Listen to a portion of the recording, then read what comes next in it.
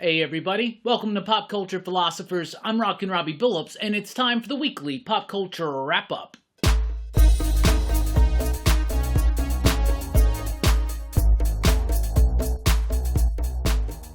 That's right, everybody. Thanks for checking out the video. I am Rockin Robbie Billups. This is the weekly pop culture wrap-up. It's the show where I go over the week's pop culture news, mostly comic books and movies. Let's get right into it. Ram V is taking over Detective Comics, and I cannot be more excited. So in July's Detective Comics 1062, Ram V will start his new story, his new run on Detective Comics, joined by artist Rafael Albuquerque, and it will still have backup stories, but the backup stories will be by Cy Spurrier and Danny.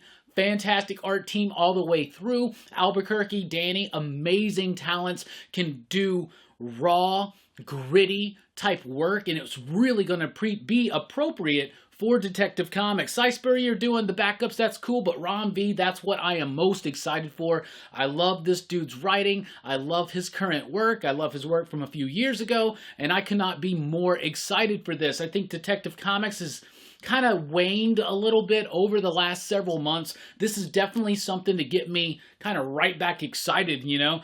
We talk all the time about how DC may have too many Bat books going on right now, but we got Chip Zdarsky and Jorge Jimenez coming up on Batman, followed by Ram V and Rafael Albuquerque on Detective Comics.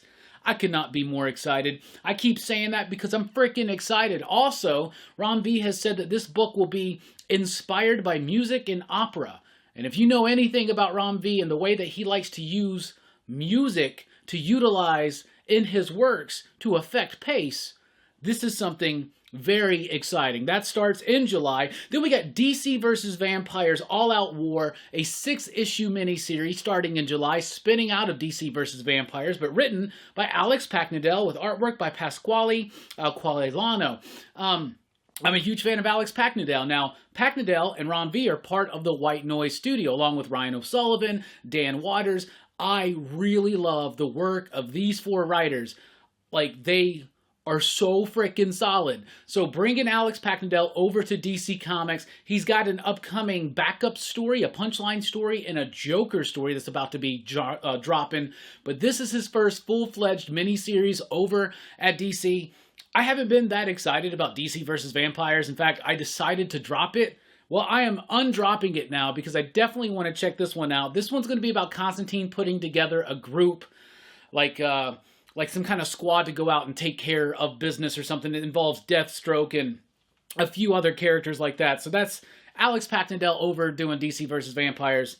All right, you got me. Then we got Starhenge, Book 1, The Dragon and the Boar, issue number 1, first of a 6-issue series of a 4-book series in July from Image and Liam Sharp. Now, Liam Sharp, who is a super fantastic artist and has been for decades in this industry, this is a creator-owned work that apparently has been long in the works, thoroughly researched, and it's like, what does it say? It says it's about Merlin in the future going back to 5th century Britain to stop some kind of robot war. So it's Arthurian legend and sci-fi fantasy kind of blended together. Its build is a little bit like the Terminator meets Green Knight. I'm a huge fan of Liam Sharp's artwork, and I'm all here for this book, 100%.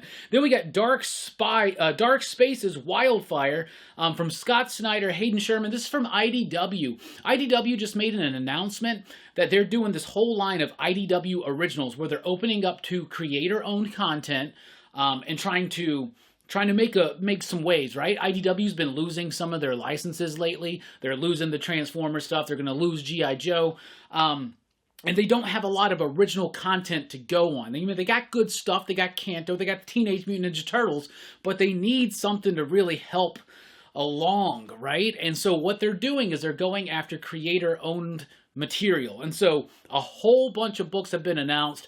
I'm not sure when they're all starting to drop. They'll be dropping, I'm sure, at different times. Let's run through them real quick. Dark Spaces Wildfire. This is by Scott Snyder. Hayden Sherman. I'm a big fan of both of those cats. So it's about a heist during a wildfire. So it's about these firefighters who are trying to rob a mansion while fighting a wildfire. So that sounds pretty interesting. True Cult is from Scott Bryan Wilson and Liana Kangas. big fans of Liana Kangas here. This was a kickstarted book. I actually have the first issue and digitals of all the rest. It's really cool. It's about this dude who's got a dead-end job at a burger joint. He wants to try to get out of there, but he winds up getting wrapped up in all this evil occult type stuff. But it's pretty fun, and Liana's artwork is amazing in that. Crashing is from Matthew Klein and Morgan Bean, and it's kind of like the ER. It's like ER meets a superhero universe, right? So it's focusing in on an emergency room in a superhero world during a superhero war, like think Civil War or something, and the ER during it, right? But the main character is dealing with some kind of addiction or something like that, so Crashing, something like that. Earthdivers is by Stephen Graham Jones and David Jean-Felice, and it's about these people that go back in time. In order to save the world, they go back in time to kill Christopher Columbus and prevent the rise of the United States of America. That's an interesting enough concept to check out, see what they do with it. Dead Seas is by Kevin Scott, Nick Brokenshire, and it is about a haunted prison ship that's being sunk. Okay? That's kind of cool, actually. Golgotha, Murder Mountain is by Matthew Ehrman, Lonnie Nadler, with artwork by Ryan Lee. Big fan of Ryan Lee's artwork, so this is going to be cool, especially with this premise. It's just redneck motor mayhem. It's about these two meth head brothers on the run in a car trying to get back home, and they're being chased by like crazy sci-fi monsters. Just imagine Ryan Lee doing that, and yeah, that's really cool. Arca is about a billionaire space society. The billionaires have left Earth.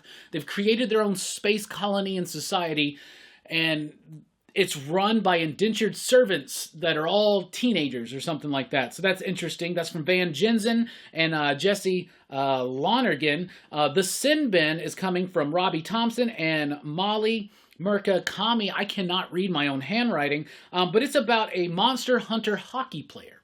So it's a hockey player. It's also a monster hunter. That sounds like it could be cool. Then we have The Hunger and the Dark. Or no, my bad. The Hunger and the Dusk. See, I can't read this stuff.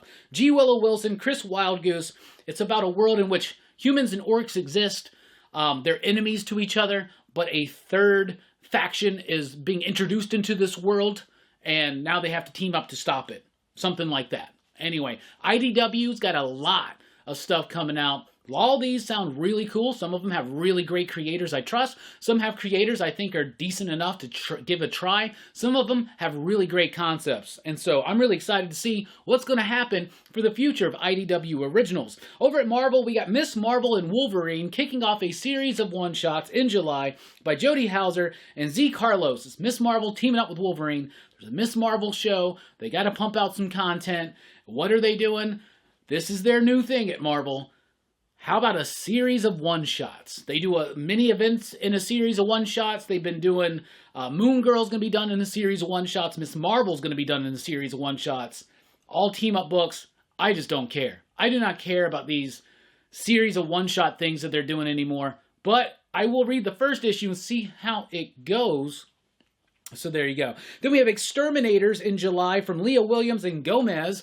This is an X book that's billed as being very transgressive and maybe subversive, and it involves Jubilee and Boom Boom, Dazzler, and somebody else I can't remember. It's a cool cast of characters, but the creative team's not something I can personally get behind. It's going to be a 5-issue series though, so we'll see what happens with that one. Then we got The Brother of All Men in July from Aftershock Comics. This is by Zach Thompson and is it Ian or Owen Marrow?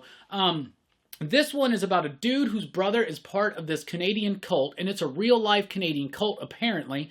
But he goes into Canada, try to rescue his brother from this cult, and crazy, strange things happen. Zach Thompson, when he's handling some, like, cerebral horror-type stuff, I really love it. Like, I Breathed a Body. What's the other one? Name's escaping me right now.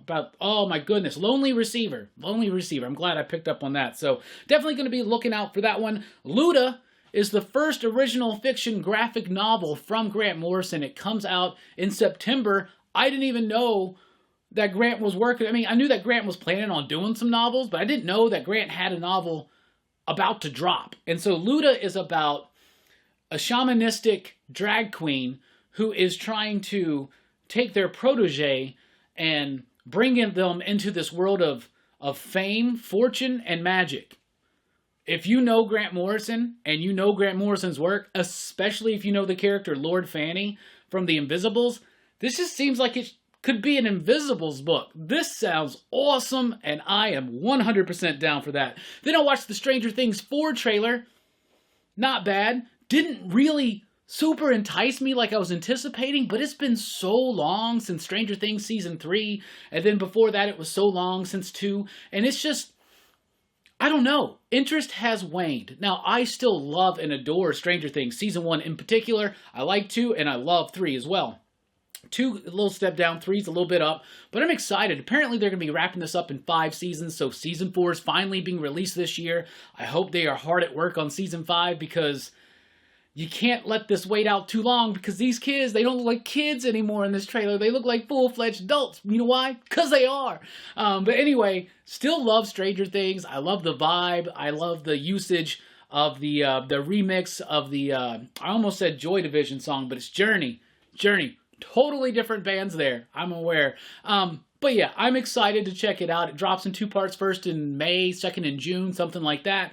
So I'm excited to dive back into the world of Stranger Things, but it has been a while, to the point where I don't know if everybody else's interest has been disconnected over this gap since the last season, but maybe just a rewatch of seasons 1, 2, and 3 will fix that for me. So that's what we got for you this week. What's coming up here at PCP? Well, tonight, Dylan's Horror Show. We're talking about the 1981 classic film, Ghost Story. Could not be more excited for that. We do not have Rockin Robbie live this Sunday because we are getting ready for the Huntsville Comic and Pop Culture Expo next weekend. So if you're in Huntsville, Alabama, want to join us at that con, Kevin Eastman, Jim Starlin, and PCP. What more can you ask for? It's going to be a grand old time. So we're taking Sunday off, but we will be going with PCP Movie Night on Monday night at 8 p.m. Central Time. We're talking about Ghost World. That's right, the Terry Zwigoff film, Ghost World, based on the Daniel Clowes book, which we just talked about last night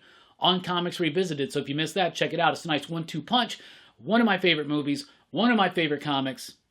There you go. Anyway, thank you so much for checking out the video. Let us know in the comments below anything you think about any of this news. Are you excited for that IDW stuff? Are you flipping out inside like I am on the outside about Rom V on Detective Comics? Because I am losing my mind over here trying to maintain my composure. Anyway, we really do appreciate it all. Please be sure to like, share, subscribe. Join us over at popculturephilosophers.com for podcast blogs and a whole lot more. I've been Rockin Robbie Billups. Thanks for rocking with us. Station. Pop, pop, ba-boom!